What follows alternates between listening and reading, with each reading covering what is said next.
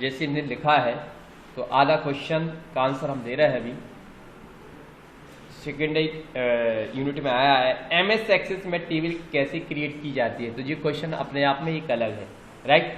फिर दूसरा लिखा डाटा टाइप्स, ये भी दूसरा क्वेश्चन अलग है जो अभी हमने इसका आंसर दिया है। तो तीसरा है तथा टेबल की फील्ड प्रॉपर्टी समझाइए। क्या, यहाँ पर 3 क्वेश्चन दिए गए, आपको ध्यान देना है कि हमें आंसर कैसे रिप्रेजेंट करना है, कैसे देना है। तो सबसे पहला काम क्या है, एमएस एक्सेस में टेबल कैसे क्रिएट की जाती है, इसको आपको समझाना है, ठीक है। फिर इसके बाद डेटा टाइप्स को अलग से समझाना, जो हम इसके पहले क्वेश्चन का आंसर दे चुके हैं। अभी हम केवल पढ़ रहे हैं कौन सा, फील्ड प्रॉपर्टीज क्वेश्चन है हमारा। जो क्वेश्चन वो रेज हो गया है, हमारा केवल क्वेश्चन बचा है कि टेबल के अंदर जो फील्ड्स होती है उसकी प्रॉपर्टी को समझाइए। क्लियर, हमने क्वेश्चन को अलग कर लिया है। तो यहाँ लिखा है number, data type, field properties या कोई भी हो, तो हमें तो फील्ड प्रॉपर्टी समझाना। नंबर लगभग नंबर का और टेस्ट का थोड़ी सी अलग चेंजेस रहती है। जैसे लिखा है फील्ड प्रॉपर्टीज लिखा है ना, तो हम इसी को आंसर देखते हैं एमएस एक्सेस की। तो फिर हम नंबर की भी पढ़ लेंगे और इसकी भी पढ़ लेंगे, तो ठीक है। एक क्वेश्चन, कई क्वेश्चन है, आंसर एक है। तो लिखा है एमएस एक्सेस में प्रत्येक टेबल फील्ड से बनी होती है। किसी फील्ड की प्रॉपर्टी उस फील्ड में जोड़े गए डेटा की विशेषताओं और व्यवहार का वर्णन करते हैं। एक फील्ड का डेटा प्रकार सबसे महत्वपूर्ण प्रॉपर्टी है, क्योंकि यह निर्धारित करता है कि फील्ड किस प्रकार का डाटा स्टोर कर सकता है। आप टेबल फील्ड की प्रॉपर्टी सेट कर सकते हैं, जिन्हें आप टेबल के डिजाइन व्यू में बनाते हैं। जब आप डिजाइन व्यू में टेबल खोलते हैं तो आप फील्ड का नाम देते हैं और उन्हें स्क्रीन डिजाइन ग्रिड नामक स्क्रीन के शीट्स आदि हिस्से का उपयोग करके डेटा प्रकार असाइन करते हैं। नीचे फील्ड प्रॉपर्टी अनुभाग में आप उस फील्ड के गुण सेट करते हैं जो वर्तमान में जर्नल और लुकअप टेबल वाले 2 टैब पर टेबल डिजाइन ग्रिड में चयनित हैं। फील्ड प्रॉपर्टीज अन्य चीजों के साथ डेटा को संग्रहित और प्रस्तुत करने के तरीकों को प्रभावित करते हैं। आपके लिए उपलब्ध फील्ड प्रॉपर्टी की सूची उस फील्ड के लिए चुने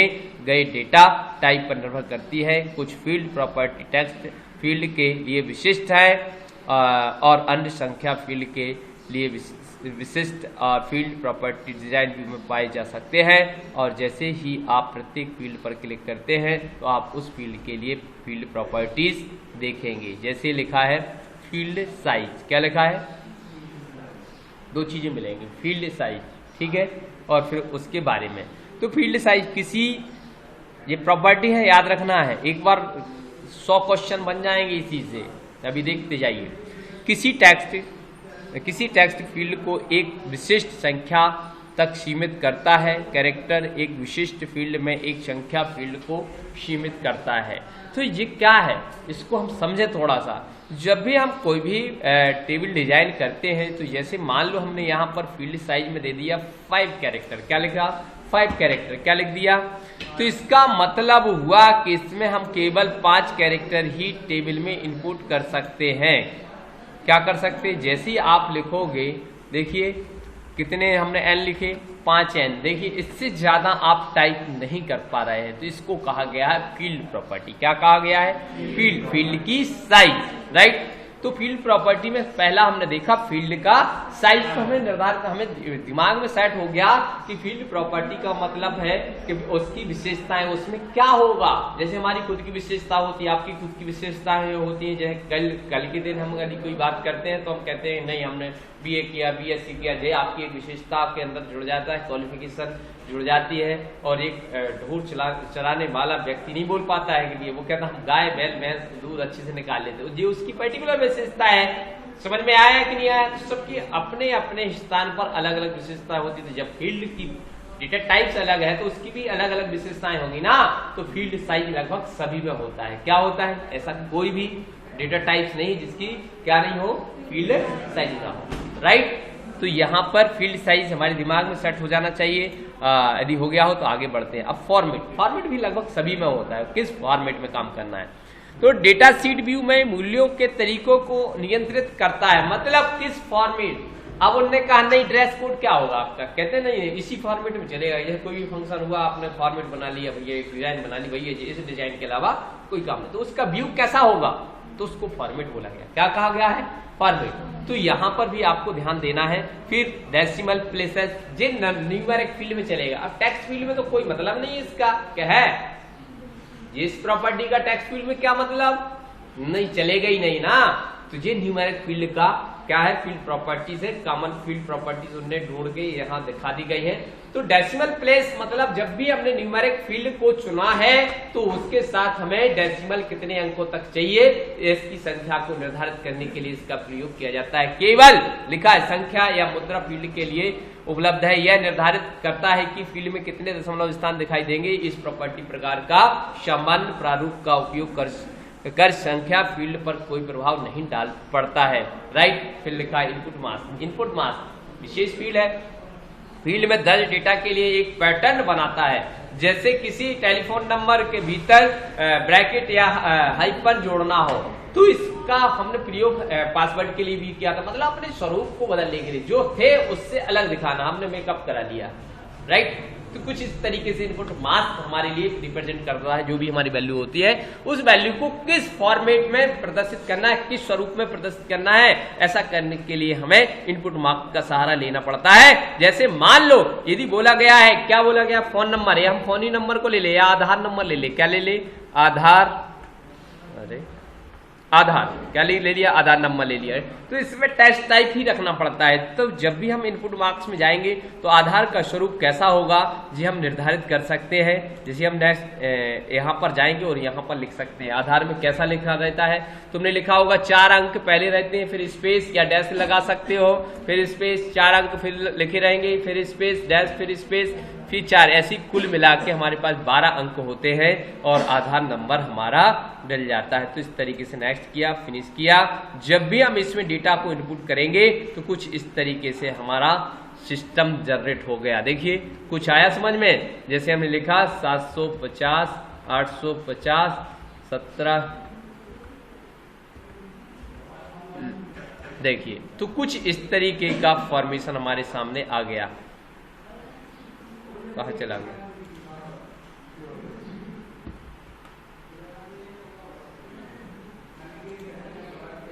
डिलीट हो गया क्या, नो। तो हम कॉलम को बढ़ाते हैं, देखो कुछ आ गया ना, फॉर्मेशन चेंज हुआ। तो इस स्वरूप को बदलने की प्रोसेस का नाम इनपुट मास्क है। क्या दिया है, क्लियर। तो यहां पर आपको समझ में आना चाहिए। फिर आगे हम बात करते हैं इनपुट मास्क के बराबर हम चलते हैं। कैप्शन, कैप्शन का मतलब आप समझ गए होंगे, इसमें लिखा भी है फील्ड नेम के अलावा एक लेबल बनता है कैप्शन टेबल में और रूप और रिपोर्ट पर दिखाई देगा। मतलब जब भी हम जैसे मान लो एक टेबल के कॉलम का नाम ही बदलना है, नाम कुछ और रखना चाहते, दिखाना कुछ और चाहते हैं, जैसे हमने नहाया नहीं है और लेकिन हम कलर मलर पोत के आ जाते हैं कि हमने नहाया है, मतलब कुछ इस तरीके से रिप्रेजेंट करना चाहते हैं कि अंदर कुछ और है और दिखाना कुछ और चाहते हैं, तो हम किसका यूज करते हैं, कैप्शन का यूज करते हैं। जैसे मान लो आधार नंबर है, आधार लिखा तो इसका हमने स्वरूप बदल दिया, क्या लिख दिया, कैप्शन में जाके देखिए कैप्शन में लिख दिया हमने, क्या लिखा, कस्टमर, कहाँ जा रहा है भैया,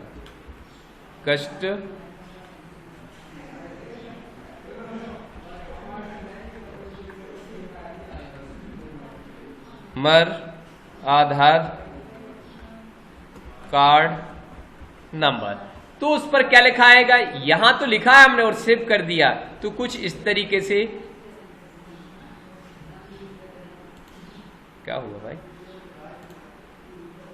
कैप्शन में तो लिखा है, किस पे लिखा है, नेम पे लिखा है, किस पे लिखा है, कट कर लो, हमें कहां जोड़ना था,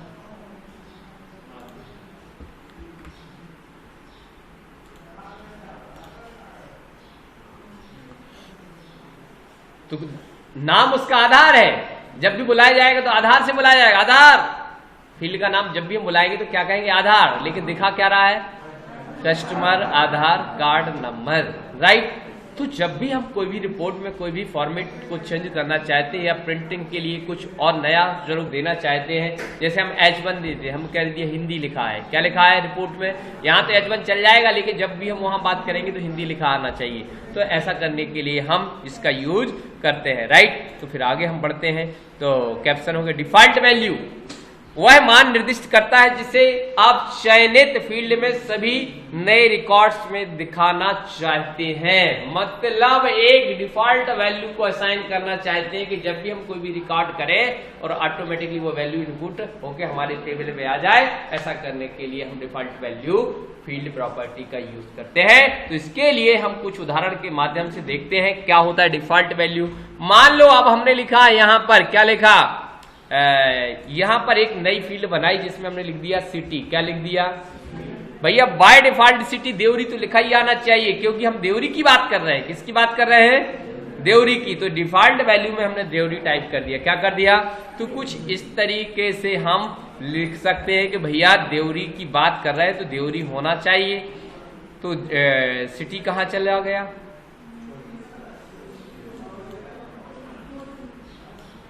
ये दिख रहा है ना, आ गया ना वाई डिफॉल्ट देवरी। जब भी इसमें हम कुछ लिखेंगे तो ऑटोमेटिकली क्या टाइप हो रहा है, बदल सकते हो आप। ऐसा नहीं कि आप बदल ही सकते, जब भी यहां जाओगे तो बदलने के लिए आपको समय मिलेगा, सब चीजें मिलेंगी। लेकिन यदि नहीं टाइप कर पा रहे हो और देवरी चाहिए तो आप डिफॉल्ट वैल्यू में मान इनपुट करा सकते हो। इस तरीके से हम इसको एक्सप्लेन कर सकते हैं। फिर आया डिफॉल्ट वैल्यू के बाद आया निर्दिष्ट आवश्यकता वैलिडेशन रूल। क्या लिखा, निर्दिष्ट आवश्यकता को पूरा करने के लिए चयनित फील्ड में डेटा दर्ज किया गया है।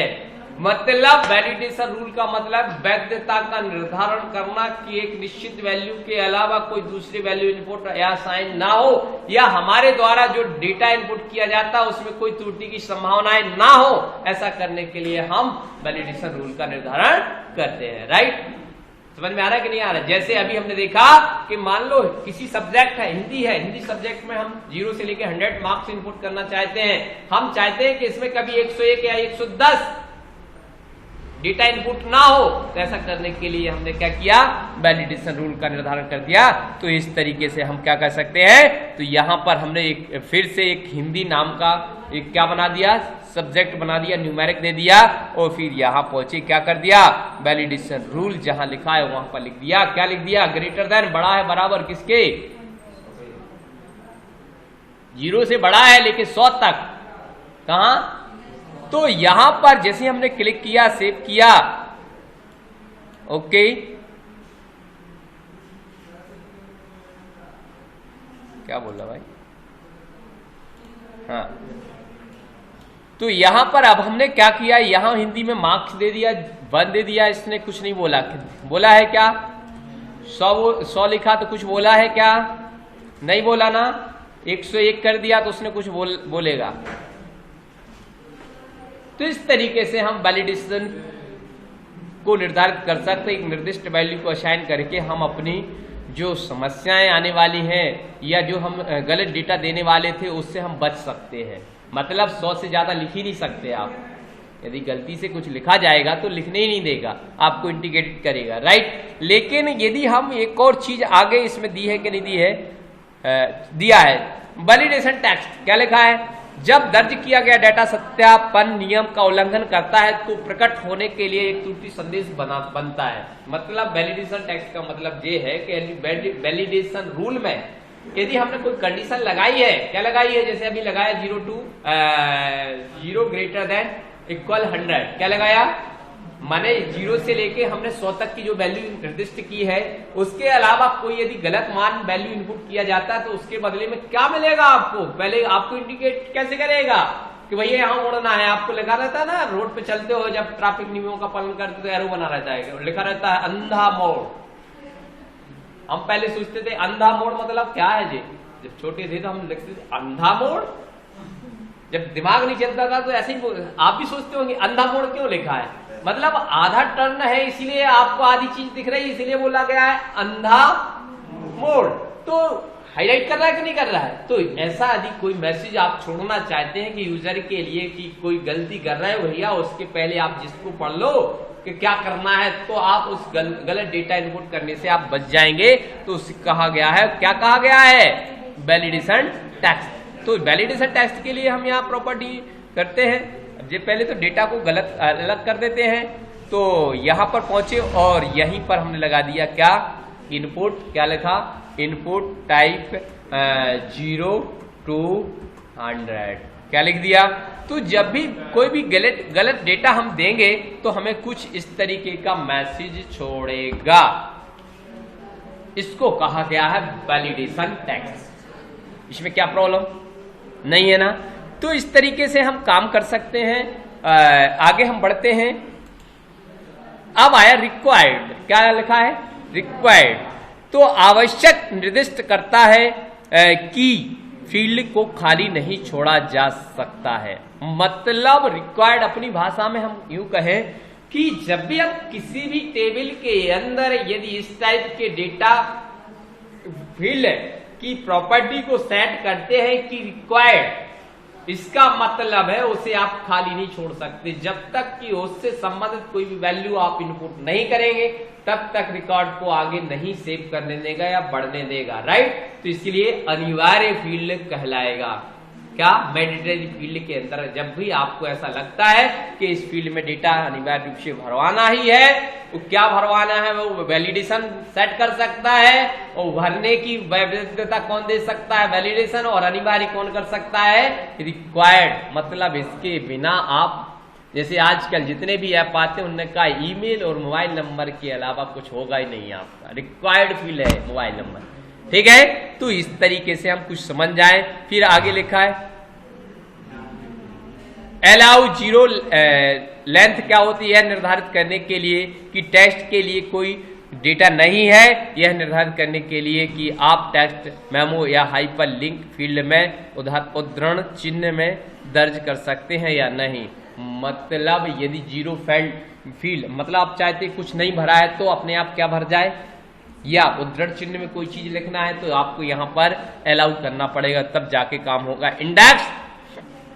इंडेक्स में क्या आएगा, एक फील्ड में डेटा को पुनर्प्राप्ति को गति देता है। सभी प्राथमिक कुंजी फील्ड स्वचालित रूप से अनुक्रमित होते हैं। इंडेक्स मतलब एक सीक्वेंस में, एक क्रम से जमाने के लिए होता है। जैसे रिकॉर्ड आपने राम श्याम सुनील XYZ अशोक बसंत लिख दिया, तो ये ऑटोमेटिक जैसे उसे सेव करके बंद करोगे तो आपको रिकॉर्ड मिलेंगे A to Z में।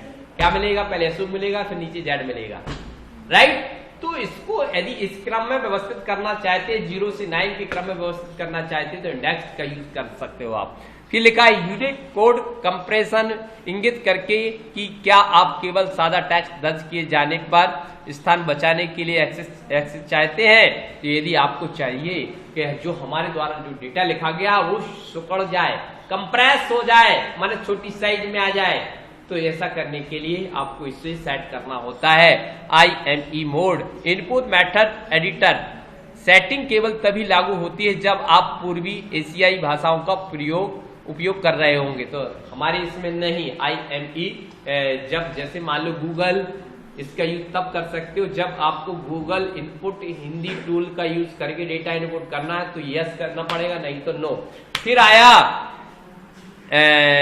IME सेंटेंस मोड, सेटिंग केवल जापानी भाषा में लागू होगी। किसमें होगी, तो हमारे तो उससे परे है, हमें नहीं करना है। स्मार्ट टेक्स्ट उस फील्ड में अतिरिक्त कार्यक्षमता जोड़ता है जिसे आपको सामान्य रूप से करने के लिए एक और प्रोग्राम खोलना होता है, तो उसके लिए स्मार्ट टेक्स्ट का यूज कर सकते हो। Text line left, right, centre और जस्टिफाइड फील्ड में डेटा को संरेखित करता है, डेटा सेल में फैला हुआ रहता है। तो इस तरीके से हम क्या बता सकते हैं, फील्ड प्रॉपर्टी को समझा सकते हैं। अब ये फील्ड प्रॉपर्टीज अलग अलग टाइप से बताई गई है, तो आप क्लियर, इसको भी पढ़ लेते हैं जिससे काम ही खत्म हो जाए।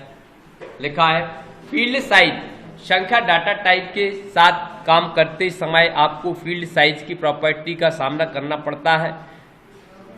पड़ा था। यह प्रॉपर्टी सामान्य टेक्स्ट डेटा टाइप के लिए भी मौजूद है। यह आपको उस कॉलम में दर्ज डेटा पर अधिकतम आकार सीमा निर्धारित करने में सक्षम बनाता है। टेक्स्ट डाटा टाइप के लिए आकार उस कॉलम में टेक्स्ट डेटा की लंबाई, वर्णों और रिक्त स्थानों की संख्या को संदर्भित करता है। उदाहरण के लिए कर्मचारी टेबल को देखते हुए आप राज्य के लिए एक फील्ड देखते हैं। आपकी फर्म आपको बताती है कि राज्यों के नाम, उनके 2 अक्षर, पदनाम का उपयोग करके दर्ज किए जाने चाहिए। यदि आप राज्य कॉलम के लिए फील्ड आकार 2 पर सेट करते हैं तो उपयोगकर्ता 2 अक्षर से अधिक लंबा टेक्स्ट टाइप करने में असमर्थ होगा। तो एक्सेस के साथ आप न केवल किसी विशेष कॉलम में किसी निश्चित डेटा टाइप को मजबूर करने में सक्षम होते हैं और आप केवल उस व्यक्तिगत कॉलम को कस्टमाइज कर सकते हैं जो केवल आपके द्वारा निर्दिष्ट कठोर फॉर्मेट में डेटा स्वीकार कर सके। मतलब कुल मिला के जो कहानी ऊपर पड़ी थी, अभी हमने देखा था 5 अक्षर किए थे, उसके लिए उनने हाईलाइट किया है, राइट। फिर लिखा है फॉर्मेट, मतलब जो पढ़ा है वही है, थोड़ा सा उनने एक उदाहरण जोड़ दिया। क्या जोड़ दिया? बात वही कही है, लेकिन क्या जोड़ा है? यह प्रॉपर्टी आप फॉर्मेट में देखिए, यह प्रॉपर्टी आपका डाटा को सटीक तरीके से सेट करने में सक्षम बनाती है, जिसमें एक्सेस टेबल में स्थित डेटा प्रदर्शित करता है या प्रिंट करता है। फील्ड साइज के साथ चयन के लिए उपलब्ध फॉर्मेट उस कॉलम के डाटा टाइप पर निर्भर करता है। उदाहरण के लिए एक करेंसी फील्ड के साथ आप डेटा को ऐसे फॉर्म में प्रदर्शित कर सकते हैं जो डॉलर के चिन्ह, यूरो चिन्ह और कोई संकेत नहीं उपयोग करता है।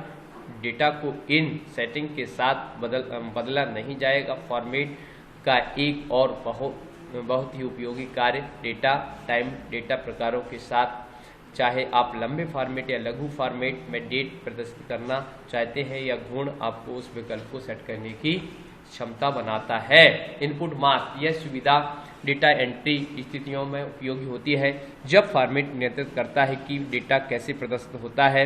इनपुट मास्क नियंत्रित करता है कि किस विशेष फील्ड में डेटा कैसे दर्ज किया जाए। इनपुट मास्क निम्न डेटा प्रकारों के लिए उपलब्ध है: टेक्स्ट, संख्या, दिनांक, समय और मुद्रा। उदाहरण के लिए यदि किसी उपयोगकर्ता को एक टेलीफोन नंबर दर्ज करने की आवश्यकता है तो इनपुट मार्क्स अक्षर और संरचना बना सकता है जिसके साथ आप सभी परिचित है। उपयोगकर्ता प्रकार के रूप में संख्या स्वचालित रूप से फोन नंबर फॉर्मेट में हमने अभी आधार नंबर का देखा था, याद है?